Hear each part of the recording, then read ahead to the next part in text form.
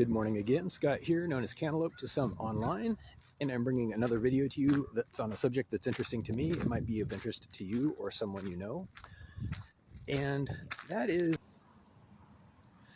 the subject of hypocrisy. And actually, something that is mistaken for hypocrisy, more importantly. The subject is going to be that thing in particular that is commonly thought to be inequality, unfairness, prejudgment, prejudice, that kind of stuff, but it's actually not always that. Here's the thing. Freedom, I believe, should be extended initially. Freedom and second chances, maybe even third chances, a lot of understanding, patience, and tolerance should be extended automatically up to a point. When a person abuses their freedom, their responsibility, their leadership, their power, it should be taken away. This is a big conversation. I'm going to fit this into a short video, but there's a lot to be said about this. And people are spot on who say that it starts with education. It starts with understanding and getting people in the right mindset to be fair, to be responsible, to be, civil. But to say that it's all about education is, it's an oversimplification. I mean, there has to be something else. It starts there, sure. But to say that we explain things and now we're out of ideas, so it is what it is, that's not enough. I'm sorry.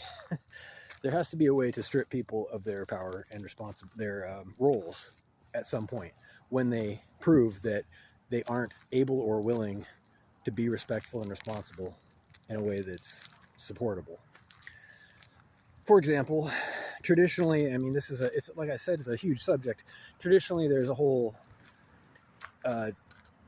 branch of the government that deals with corrections, right? Corrections is meant to mean correctional behavior, or to correct behavior, bad behavior.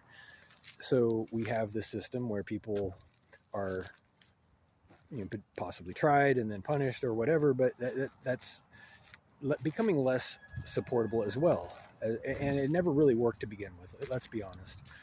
It was a bad solution to a problem that is ongoing, and it's a circular problem is what I'm trying to say. But that's a digression. So what is a good solution to this? How do you take people's power away when they abuse it? I mean, it's not complicated. There are two questions you have to ask. When there's a problem, and there's a problem when somebody has been damaged in some way, when their property or their body has been damaged, or their mental health has been damaged. I mean, there's a lot of ways to damage somebody without consent. Now, this is the big deal. If it was within contract, some kind of agreement, then that is kind of an excuse. But to define a crime as non-consensual damage, it's very clear and it's accurate. I believe that's what it is. So the questions you need to ask, this is how you know there's a problem, first of all, when there's been damage and it is established that it was not consensual. It was not part of a job. It was not part of a contract or something that was agreed to. So that's how you know that there's a problem, first of all. There has to be a problem, I think, for somebody to be punished for it. Second of all, the question must be asked, what was the aim? And this tells you what to do about it. What was the person's motive or reason for doing the thing that resulted in the damage? This is a very, very important process. And I don't see any infrastructure emulating this process. This is intuitively and logically, this is how it needs to be, just to be fair and functional as far as dealing with people who make mistakes. I mean, who there can be very large mistakes, very large damages to a lot of people, and it can be very serious. So there has to be a formal way to deal with this stuff, and this has been handled by our courtrooms. So anyway, back on subject. The second question you have to ask is, what was their aim? Were they trying to be malicious? And this is a question we fail to ask, isn't it? We don't try to figure out what they were trying to do, except possibly in the course of investigation for certain crimes like murder to establish what charge is appropriate. But it's not really about what to do about it. It's about documentation at that point. But we should be asking as far as to decide what to do about it at all, if you ask me. So what was the motive? Was it malicious? This is a huge question. And we may never know in any given case whether or not something was malicious, but there's evidence to support the idea or to refute the idea. This may be all you need to finally make a judgment, or have a judge make a judgment, if you will, supporting evidence.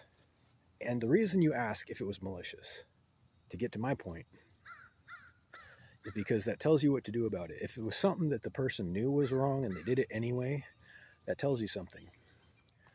If it was something that the person has done before, if it was something that they already knew was a violation of consent, that it would likely result in damages, and they did it anyway, this means something. It means something very specific. It means that no amount of education is appropriate or called for at that point. They already knew. Logically, it cannot even help. At which point, the only possible course of action, if there has been damages, is to remove the person's ability to do it again, somehow, by any means necessary. So, my point in this, it's a big, complicated subject, but my point is hypocrisy. That's the subject. So I hear people say, that's not equal, that's not fair, that's racist, that's judgmental, that's sexist. Okay, at what point do we ask the question, did that person lose their freedom legitimately? Was that person stripped of their rights because they were malicious, because they had to be, because this is a real thing? At what point do we ask, is someone being hypocritical to that person, or were they abusive? Were they exploitative previously?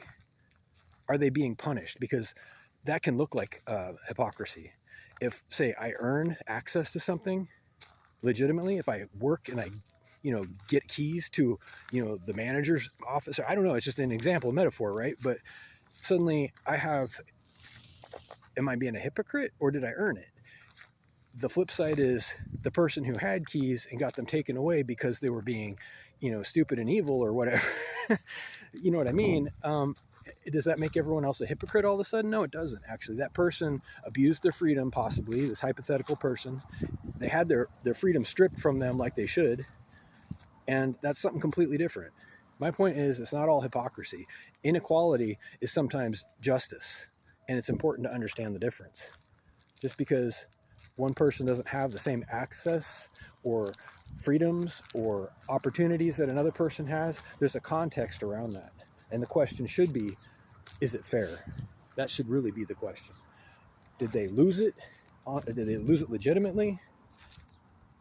Has there been a review? There should be an avenue of appeal, right? So this calls into it calls into question appeal and a lot of things that have traditionally been features of our justice system, but which have fallen by the wayside largely. They aren't entertained anymore. There are almost no avenues of appeal anymore. I'm just saying, if you're not familiar with our systems, you might be surprised if you ever find yourself being falsely accused, because this happens too, whether it's from misinformation or someone attacking you. Either way, you can be falsely accused, and this is why we have what's called due process, investigation, and hopefully fairness at the end of it. That's the goal, right? You should have a way to not just defend yourself here and now, but to revisit it, review it later on after some time has passed, so that in case there were errors, and there are frequently errors, those can be addressed as well. And it's human to give second chances. I would not stand behind any system that refused to review or appeal things. That's not fair, that's not human, and it's not productive. It doesn't work. So it's a big, big subject, and there's a lot of things connected to the idea of hypocrisy, and I hear people complain about it, and my first reaction now is, what did you do to lose your freedom? Because maybe you should have, and that's not hypocrisy. Anyway, questions or comments are always welcome at whitehotrobot@gmail.com. Thank you.